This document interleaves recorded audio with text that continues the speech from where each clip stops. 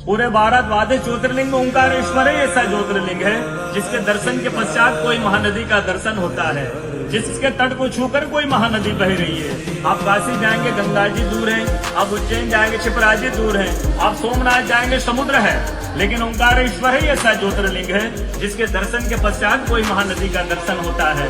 वो महानदी है रुद्रदेहाय विद्महे मैं कलकन्याज धीमहि तन्नो नर्मदा प्रचोदयात्। भगवान शंकर की देह से पसीने के बूंद से निकली है माँ नर्मदा।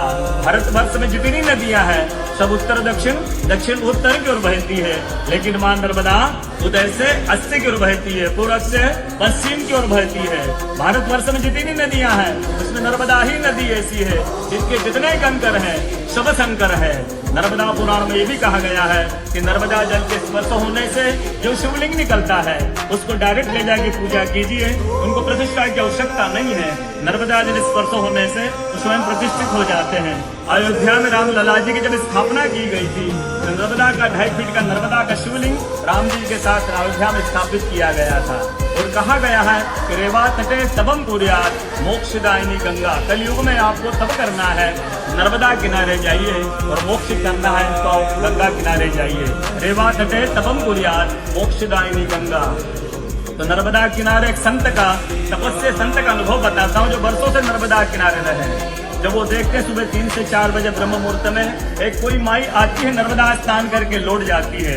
संतों को जिज्ञासा हुई कि मैं वर्षों से इस माँ को देख रहा हूँ, नर्मदा स्नान करके लौट जाती है। संत ने कहा कि कल मैं माँ से पूछूंगा स्नान करके लौटेगी। वो माई सुबह 3 से 4 बजे ब्रह्म मुहूर्त में स्नान करके लौट रही थी। संत ने देखा माई स्नान करके लौट रही है। संत दौड़ते गए माँ को साष्टांग दंडवत प्रणाम करके पूछा है माँ मैं वर्षों से आपको देख रहा हूँ, अब नर्मदा स्नान करके लौट जाती है, माँ अपना परिचय दीजिए। तो माँ अपना परिचय देती है, मैं गंगा हूँ, कलयुग में शुद्धिकरण के लिए नर्मदा स्नान करने के लिए आती हूँ। बोलो गंगा मैया की, नर्मदा मैया की, ओंकारेश्वर भगवान की, आज के कथा के आनंद की, भक्त और भगवान की।